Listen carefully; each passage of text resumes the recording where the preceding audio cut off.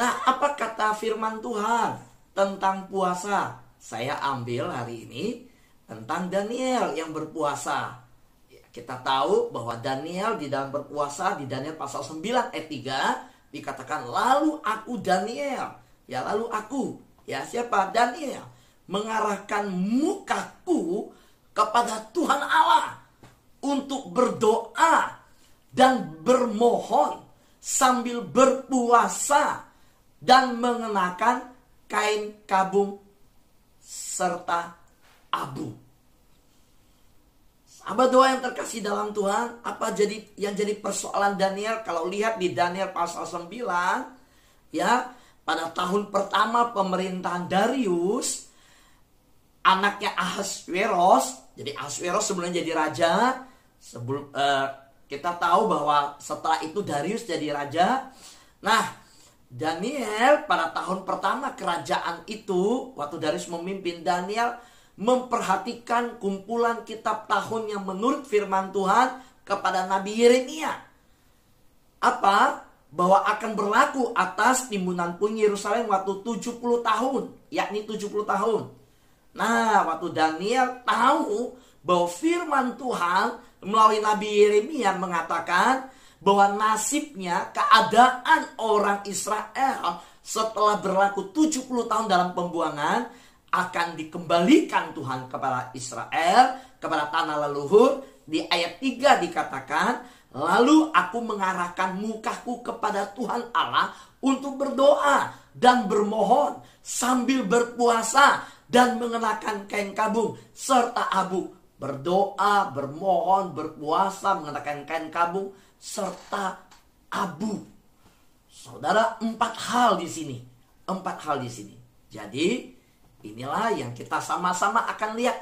4 jenis doa yang dijawab Tuhan selama krisis. Daniel alami di mana bangsanya ada krisis. Dan hari ini saya mau menyatakan bahwa kita ada mengalami sebuah krisis di depan. Krisis apa? Sudah dengar belum? Bahwa di Malaysia kalang kabut, Singapura kalang kabut, Jerman kemarin saya baca sudah alamin. Ada varian baru yang terjadi lagi. Karena itu saya ada minta kepada panitia, semalam saya telepon. Hari Selasa yang datang ke studio, ada anak Tuhan yang memberikan pelayanan antigen. Jadi yang datang kita antigen semua untuk jaga protokol kesehatan. Ya, yang datang saya ingatkan, saudara harus rela mau di antigen. Kalau nggak antigen, kita minta ya kerelaannya harus mau, gitu ya. Saya juga akan di antigen, istri saya juga akan di antigen. Kenapa? Supaya semuanya nyaman. Ya, sahabat doa yang terkasih dalam Tuhan, dalam keadaan yang sekarang ini kritis, critical time. Saya sudah sampaikan, ini masa kritis. Yang dilakukan apa? Kita justru percaya ini adalah rescue time. Orang berkata ini critical time, kita mau berkata rescue time. Yuk, yang di YouTube ketik kata kalimat ini, yang di Zoom katakan sama-sama dengan saya, ini rescue time, waktu penyelamatan. Inilah waktu menyelamatkan. 1, 2, 3. Inilah waktu penyelamatan, menyelamatkan. Siapa yang percaya bahwa orang dunia yang melihat ini waktu yang kritis, anak-anak Tuhan melihat ini waktunya Tuhan pakai kita menyelamatkan jiwa-jiwa. Boleh lambaikan tangan? Amin. Ini waktunya. Nah, bagaimana waktu penyelamatan ini? Tuhan pakai kita. Tuhan bisa turunkan malaikatnya. Orang Cornelius, Tuhan turunkan malaikat dan kasih tahu kok. Suruh kirim orang ke tempatnya Petrus. Lalu waktu Petrus sedang berdoa, dapat penglihatan. Dan orang yang datang ketuk pintu, Petrus turun habis doa, dengar ketukan pintu, habis dapat penglihatan. Dan orang yang datang berkata, kami disuruh Cornelius datang. Karena malaikat Tuhan kasih tahu dia bahwa di sini ada orang yang bisa datang. Tuhan bisa pakai malaikat. Ya. Tuhan juga bisa langsung turun dengan cahaya memejamkan mata, membutakan mata. Saulus waktu perjalanan ke Damsyik ditemplak. Dia jatuh dari kuda. Tuhan bisa bertindak itu. Tuhan bisa bertindak dengan ayam berkokok untuk Petrus, dengan ikan untuk Yunus, dengan keledai untuk Bileam. Tapi kalau Tuhan tidak pakai semua itu yang Tuhan sanggup pakai, lalu Tuhan mau pakai hidup saudara dan hidup saya, bersyukurlah. Yang katakan amin, lambaikan tangan. Yang di YouTube ketika kata amin, ya bersyukur. Saudara, kita siapa? Sehingga kita mau dijadikan rekan sekerja Allah. Kita nggak ada apa-apanya. Siapa kita sehingga bisa mempertobatkan orang? Kalau jualan barang, kita bisa membuat orang yakin beli. Dengan fasilitas kita, dengan perkataan kita, kita marketing. Bisa. Tapi setahu saya, kalau Tuhan tidak memberkati engkau mau marketing pun, orang akan lembutkan hati. Apalagi mengajak orang percaya pada Tuhan Yesus. Saudara, kalau kita bisa sampai hari ini melihat sahabat kita, keluarga kita datang ke Yesus, waktu kita beritakan Injil untuk dia, itu karena Tuhan yang bekerja dan mau memakai hidup kita. Itu anugerah Tuhan. Amin. Ya. Nah sekarang, hal yang kedua, kalau Tuhan mau pakai kita, kita harus punya kesediaan hati. Penundukan diri. Jangan sombong, harus rendah hati ya. Para pelayan Tuhan, saya berdoa satu hal. Pada waktu HUT berlangsung, semua yang melayani, pemusik, singer, MC, WR, panitia, pengkhotbah, saya, dan semua di studio, saya berdoa semua, rendahkan hati, minta kekuatan dari Tuhan. Jangan pernah mencuri kemuliaan Tuhan. Ya, ada dua hal. Saya berikan nilai pelayanan di dalam FKK. Apa nilai pelayanan di kita? Pertama, jangan curi kemuliaan Tuhan. Kedua, jangan cari keuntungan dalam pelayanan. Yuk, sama-sama bilang. Pertama apa? Jangan curi kemuliaan Tuhan dalam pelayanan. Yang kedua, jangan cari keuntungan lewat pelayanan. Dua CK, ingat CK. Curi kemuliaan, cari keuntungan. Ingat. Yang kita harus lakukan apa? CK satu lagi apa? Hah? Apa? Cari kerajaan Allah dan kebenarannya. Maka semuanya akan ditambahkan kepadamu. Ya. Di waktu-waktu yang akan datang, kita akan sama-sama berjalan di dalam cari kerajaan Allah. Nanti saya bahas 3 hal CK ini. 3 CK. Ya, saya ulangi.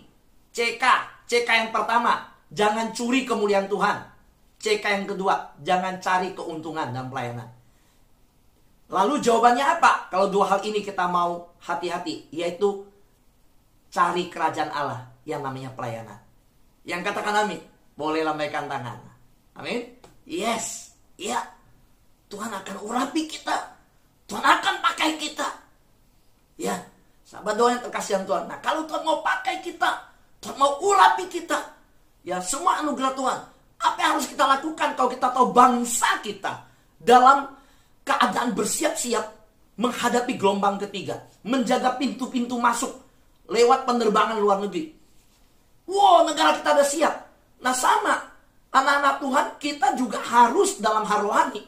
Kita tahu nih, pekerjaan Tuhan, iblis pasti gak senang. Akan digoncang oleh iblis. Makin naik, makin anginnya kencang.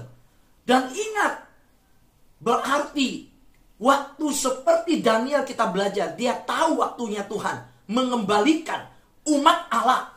Dia tahu waktu baca kitab Yeremia. Di dalam khotbah-khotbah sebelumnya sudah ada pembahasan tentang Daniel pasal 9 ayat yang pertama dan kedua. Nah hari ini ayat yang ketiga ya. Jadi khotbah sebelumnya kita sudah dituntun dalam firman Tuhan. Nah perhatikan, waktu Daniel melihat kitab Yeremia bahwa masa pembuangan adalah 70 tahun. Dia tahu ini sebuah hadiah dari Tuhan. Ini masanya udah hampir selesai. Israel akan kembali. Apakah dia bersantai-santai? Enggak. Apakah Daniel, wah yang penting 70 tahun ini udah mau dekat, pasti pulang kok. Enggak. Justru dia tahu mendekat ke harinya. Dia berpuasa, dia berdoa, dia berkabung, dia menabur abu, dia doa sungguh-sungguh. Sama hari ini saya mau berkata, makin dekat ke ulang tahun, besok akan ulang tahun. Saudara, saya berdoa, saya persiapan firman untuk ulang tahun besok, sore jam 6. Tetapi makin dekat ke harinya, saya buka lagi catatan khotbah. Saya terus berdoa lagi. Saya terus berdoa. Makin dekat harinya, saya makin terus kencang berdoa. Jadi bukan dekat harinya, wah makin santai. Bukan. Seperti pelari, berlari. Saudara, tenaga waktu berlari, lihat garis finish. Saya mau tanya, pelari kalau lihat garis finish di depan, dia akan melambatkan lari atau makin kencang lari? Yang bilang makin kencang pak larinya pak. Boleh lambaikan tangan? Ya, makin kencang. Nggak santai. Soal bilang, wah, saya ada mimpin nih, pelayanan di HUT nih.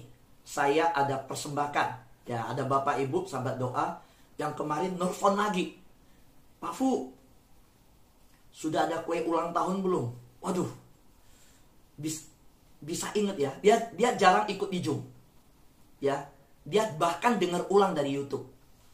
Ya, dia ikut itu YouTube, bahkan dia dengar ulang. Kalau saya bilang saya bicara sama panitia ya. Ya, saya mau persembahkan kue ulang tahun. Wow.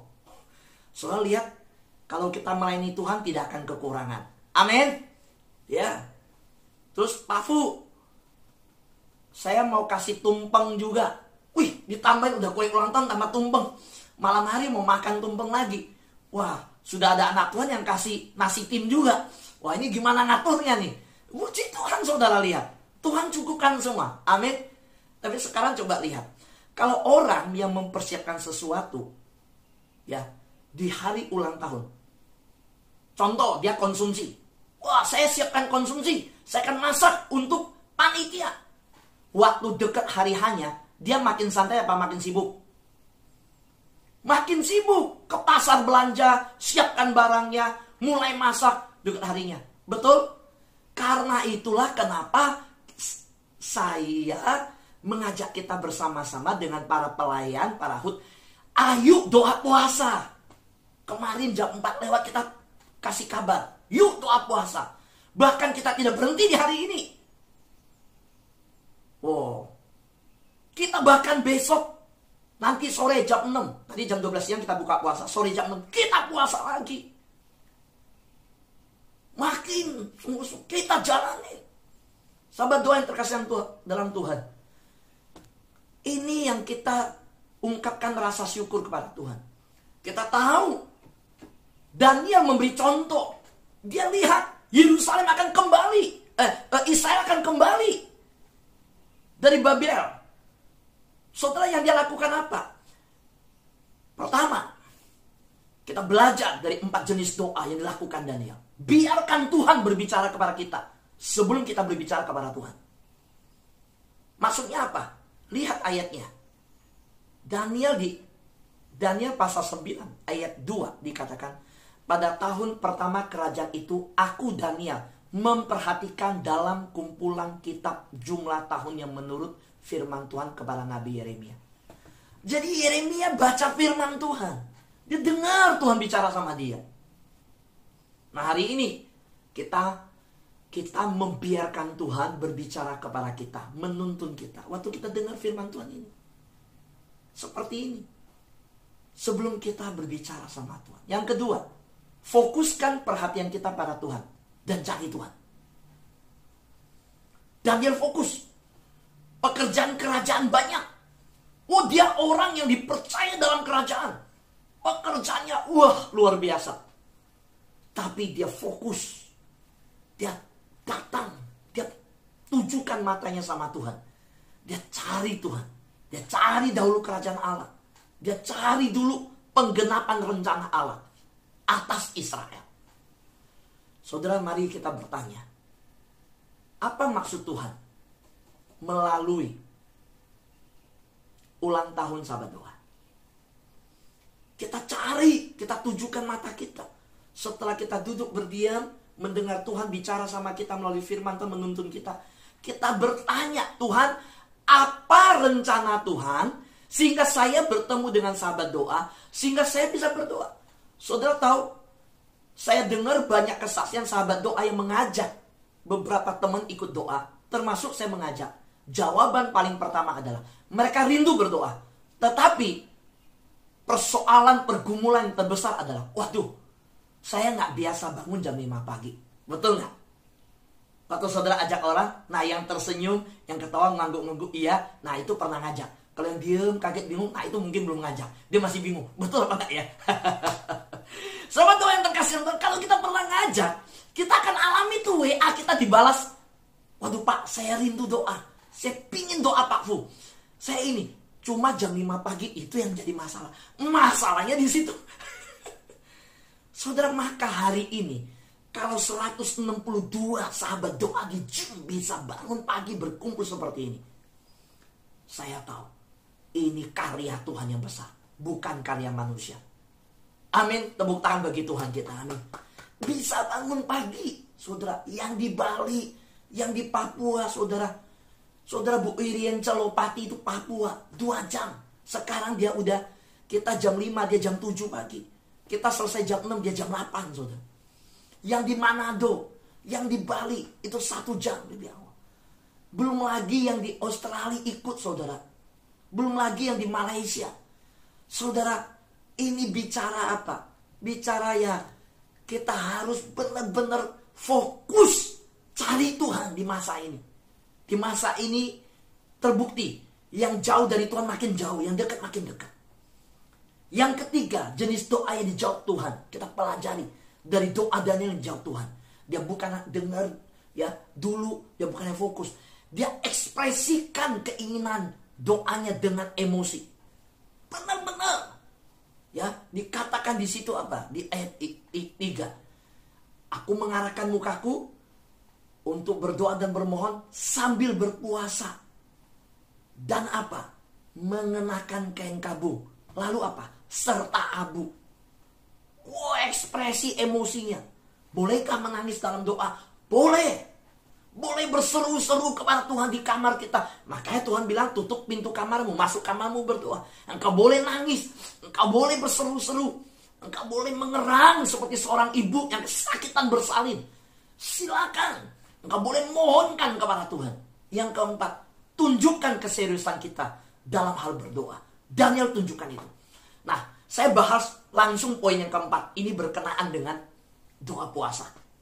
Ya saudara, saya langsung ke hal yang keempat. Kita perhatikan. Daniel berpuasa dari makanan. Kita udah tahu itu. Jelas. Nah kenapa? Ya, saudara harus tahu bahwa puasa itu ada disiplin spiritual. Itu udah dilakukan kok.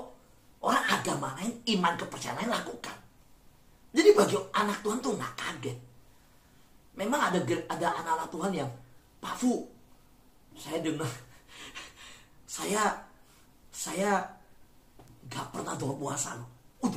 Saya bilang, gak pernah doa puasa. Iya, gereja saya gak pernah loh. Saya jadi orang Kristen gak pernah, karena gereja pun gak pernah ajarin. Ya saya gak tahu, ya saya nggak sebut nama gereja, tapi dia bilang begitu. Jadi saya juga nggak nanya di Bali gerejanya mana. Saya nggak pernah diajarin itu di gereja. Oke. Dan saya bersyukur selama saya ikut di sahabat doa, saya justru belajar berpuasa di sahabat doa. Puji Tuhan. Dan saya berkata, kembali ke gerejamu, berikan pengaruh positif, berikan dampak untuk gereja Tuhan. Saya minta ya teman-teman sahabat doa yang di sini, kita interdenominasi. Kalau ada yang tanya, Pak Fu, sahabat doa ini apa? Golongan apa?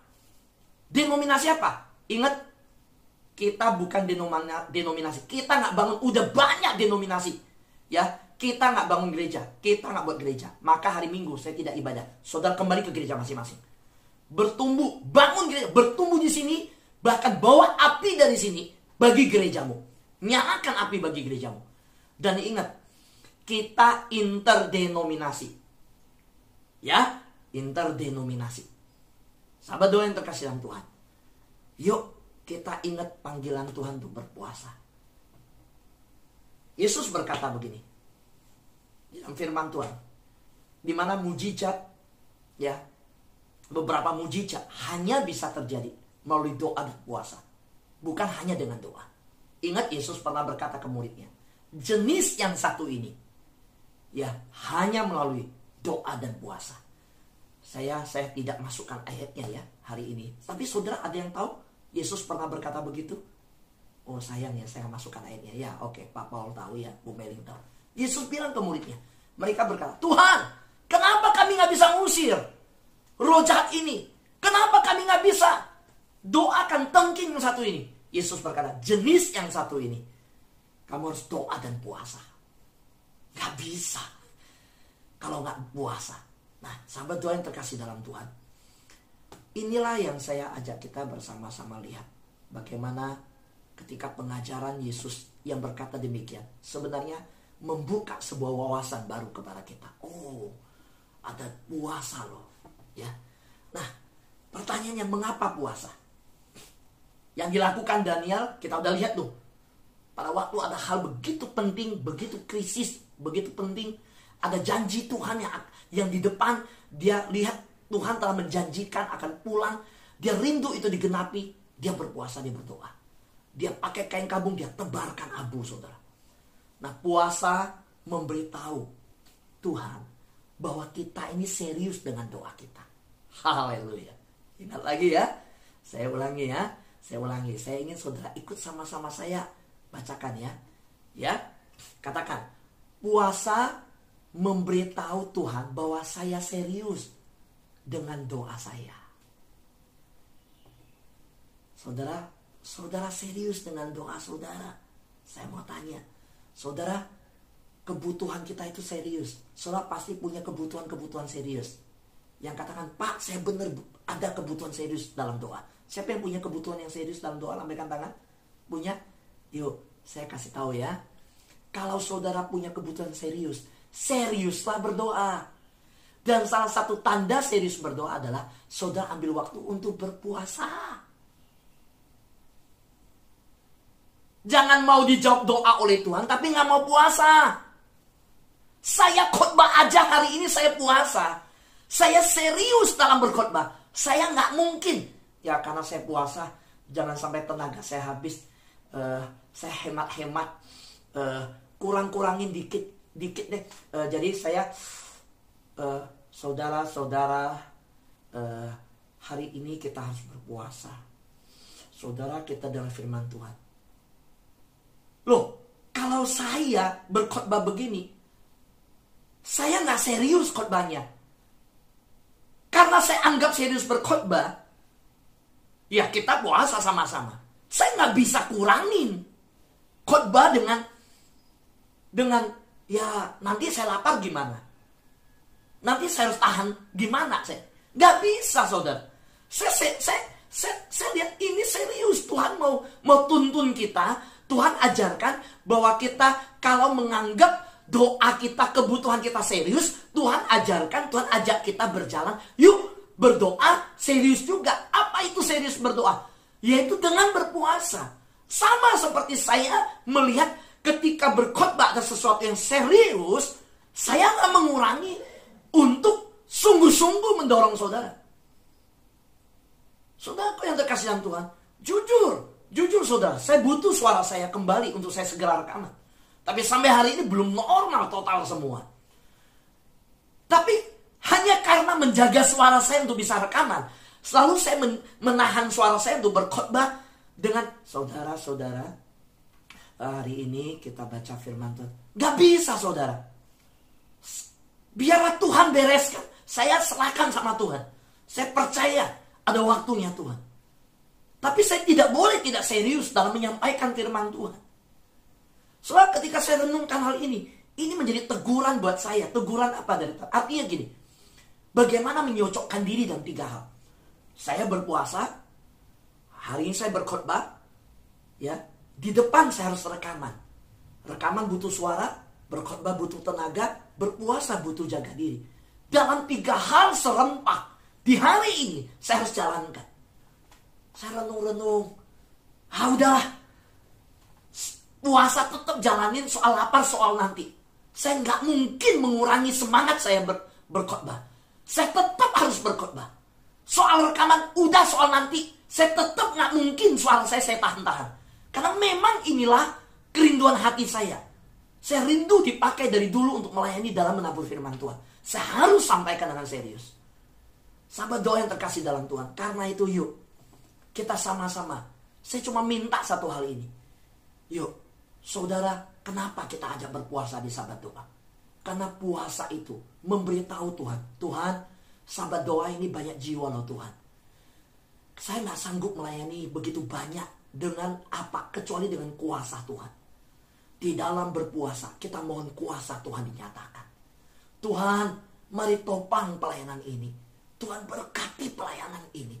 Tuhan, di depan ada ulang tahun. Tiba-tiba ulang tahun ada anak Tuhan begitu menggebu-gebu. Bikinkan spanduk, bikinkan standing banner. Datang semua bantuan, semua. Mulai Tuhan bukakan satu persatu. Saya lihat Tuhan begitu memberkati sahabat doa. Mana mungkin saya main-main. Mana boleh saya tidak serius. Saudara yang pelayanan, panitia, saya minta sungguh-sungguh serius di hadapan Tuhan. Ya, persiapkan diri baik-baik. Yang singer, yang pujian, latihan baik-baik. Yang WL, latihan baik-baik. Yang singer, WL, MC, latihan baik-baik. Ya, yang pendoa syafaat yang datang saya dengar kabar, yang topang doa sungguh-sungguh. Saudara, kita tahu ketika Musa menghadapi sesuatu yang begitu serius, Musa berpuasa sebelum dia menerima 10 perintah Tuhan. Orang Israel berpuasa sebelum mereka pergi ke pertempuran besar. Daniel berpuasa, tadi kita belajar minta bimbingan dari Tuhan. Nehemia berpuasa sebelum Nehemia memulai proyek pembangunan tembok Yerusalem. Yesus berpuasa sehingga dalam kemenangan dan pencobaan dia menang. Ayolah, kita serius sama Tuhan. Ketika saudara mengalami krisis, saudara harus sungguh-sungguh menunjukkan kepada Tuhan bahwa saudara serius. Puasa itu cara yang efektif untuk menunjukkan kita serius sama Tuhan. Saudara mau serius sama Tuhan? Gini, saya mau ngalami lawatan Tuhan, saya perkatakan gini. Di bulan September kita memperkatakan hidup menyukakan hati Tuhan. Tuhan taruh di hati dan saya ajak kita perkatakan. Bulan Oktober kita memperkatakan melihat kemuliaan Tuhan dinyatakan. Waktu masuk bulan November, saya doa Tuhan, apa yang Tuhan mau taruh perjalanan anak-anak Tuhan. Dan terus saya berdoa. Lalu dapatlah di awal November setelah berjalan 1 minggu. Yaitu apa? Kita harus tertanam di hadirat Tuhan. Tertanam di hadirat Tuhan. Sewaktu kita mengambil doa puasa, sebenarnya kita lebih banyak waktu tertanam di hadirat Tuhan. Amin. Waktu kita doa puasa, kita lebih tertanam di hadirat Tuhan. Saudara akan lihat kemuliaan Tuhan dinyatakan bagi hidupmu. Ketika engkau tertanam di hadirat Tuhan. Siapa yang rindu mengalami kemuliaan Tuhan dinyatakan bagi keluarganya, bagi hidupnya? Lambaikanlah. Kalau saudara mau ngalamin, seriuslah dengan Tuhan. Jangan main-main dalam perjalanan rohani. Serius sama Tuhan. Amin. Tuhan berkati kita semua.